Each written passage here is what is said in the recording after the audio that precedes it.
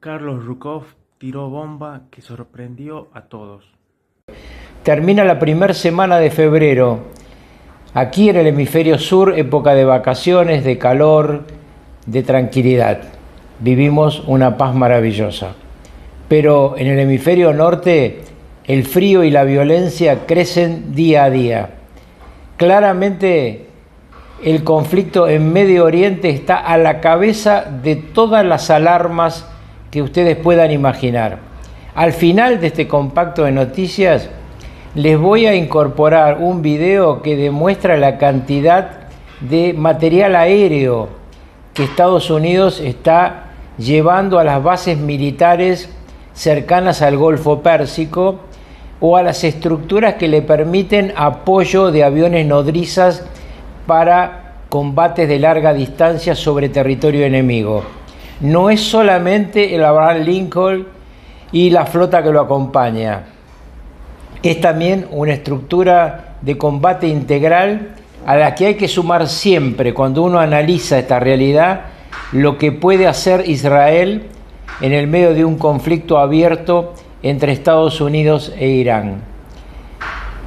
Este viernes se hace la reunión tan esperada, pero al mismo tiempo tan devaluada, entre el representante de Estados Unidos y el representante de Irán sobre un posible acuerdo sobre lo nuclear al que el secretario de Estado Marco Rubio, por instrucción del presidente Trump, le ha puesto además claramente como un objetivo que para Estados Unidos e Israel es central y para Irán es intolerable, que es discutir la estructura misilística de la nación persa.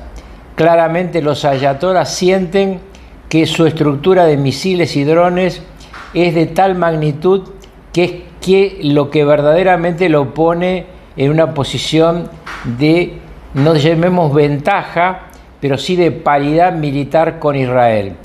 Pero obviamente lo que está llevando a la zona Estados Unidos es muy significativo. Lo he dicho y lo vuelvo a repetir. Están negociando, pero con la mano en el gatillo. Otro tema ya mucho más cercano es el cubano. En Cuba, claramente la dictadura está llegando a su fin. Estos 67 años de castrismo y poscastrismo, que en realidad no es tanto porque Raúl Castro sigue siendo una figura importante, está culminando como lo que fue toda la historia de esta revolución, fracaso tras fracaso para su pueblo. Exportaron la revolución, llevaron sangre y miseria no solamente a nuestro continente, son los padres y madres del narcosocialismo del siglo XXI, sino que también la llevaron a África. Recordemos cuánta sangre derramada en territorio africano defendiendo a dictadores de izquierda. Bien, esta dictadura, pese a lo que diga el actual muñeco presidente títere de ese país, está llegando a su fin, se está asfixiando en su propia incapacidad para gobernar y en la ausencia de hidrocarburos que antes prácticamente le regalaba a Chávez, luego Maduro, y que ahora no le llega ni de Venezuela ni de África el que había comprado, y lo que llega de México es en cuentagotas.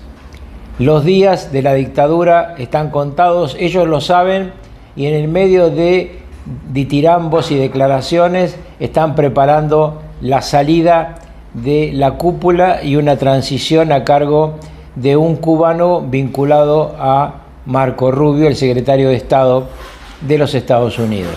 En Venezuela el chavismo se parte.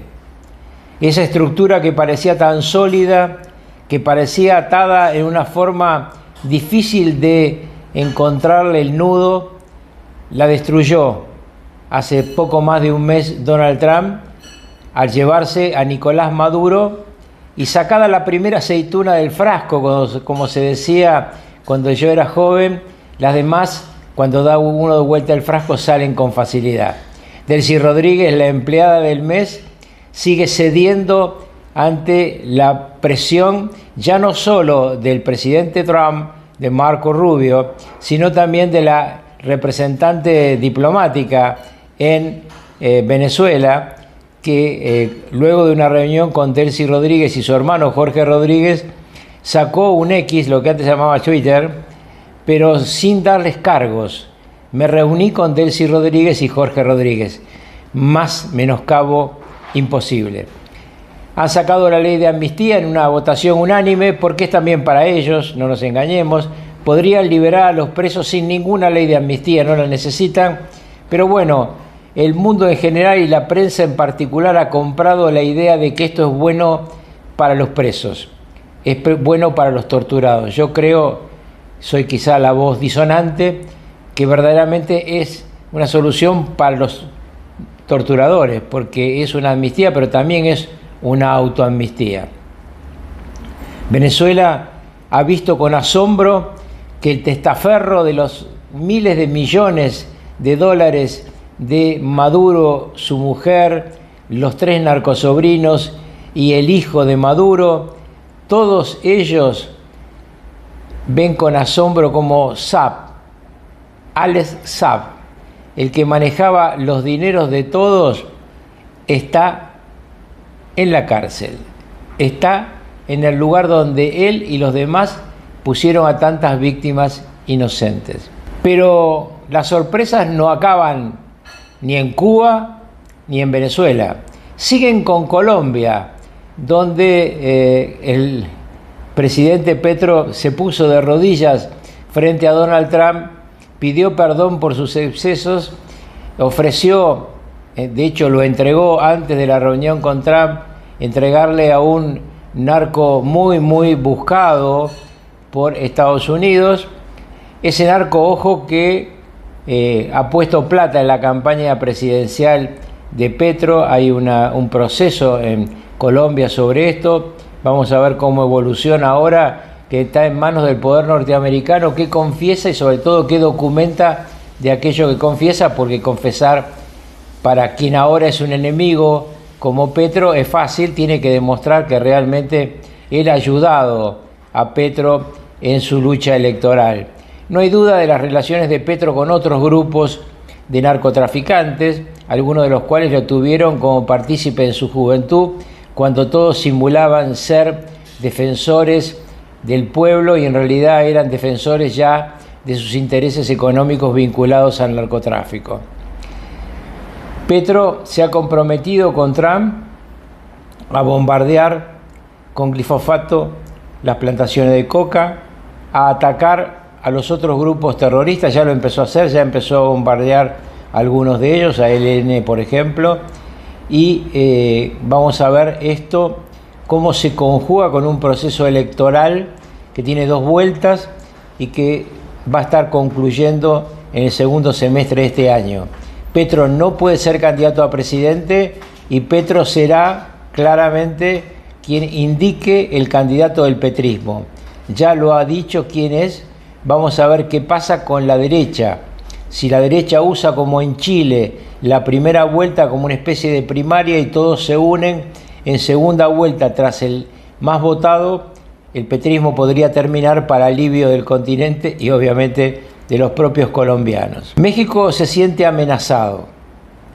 La presidenta de México está entre la espada de Trump y la pared de sus amigos narcos. En su partido Morena hay una presencia muy grande de la influencia de capos narcos. Hay dirigentes cuya lista ha presentado en su momento Marco Rubio a la presidenta mexicana, sobre gente que está en la política, que está en la magistratura y que está en las estructuras de seguridad y que está comprada por los narcos. ¿Entregará la presidenta de México a los narcos como lo va y ya empezó a hacer entregar Petro? ¿Qué hará la presidenta mexicana ante la orden de Trump de que no llegue más hidrocarburos a la isla de Cuba? La isla de Cuba puede ser bloqueada por Estados Unidos legalmente porque hay una ley Hart-Barnes que tiene una larga vigencia y que le permite hacer eso para tratar de recuperar la democracia dentro de ese hermoso país destruido por Fidel Castro y sus cómplices. Ucrania está en los finales de un proyecto de acuerdo de paz. en estos días, en el medio de tantas tormentas y de tantas novedades, lo que pasa en Ucrania sale del foco de los medios de comunicación. Yo se los traigo de vuelta porque Ucrania, recordémoslo, fue invadido hace 4 años. Hace 4 años las tropas del ocupante ruso violaron su frontera, atacaron a las autoridades y al pueblo de Ucrania, destruyeron al país. 7 millones de ucranianas mujeres, ucranianos mayores de edad y niños fueron al exilio. La mayoría de los hombres se quedaron a pelear. Más de 1 millón de ucranianos han muerto en esta guerra de ocupación rusa. Más de 1 millón de rusos le costó la vida las ambiciones de Vladimir Putin, este zar del siglo XXI que sigue disimulando ser marxista, pero en que en realidad se trata de un individuo sumamente peligroso porque quiere armar aquello que llaman la Gran Rusia. Así que después de Ucrania pueden ocurrir cosas peores.